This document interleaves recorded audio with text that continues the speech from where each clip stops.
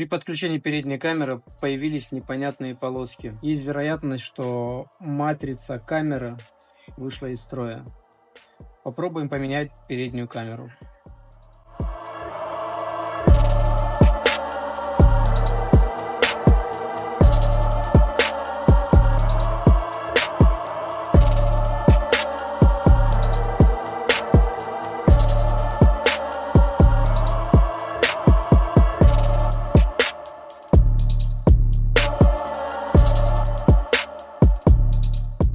Завершили ремонт, все работает без красной полосочки.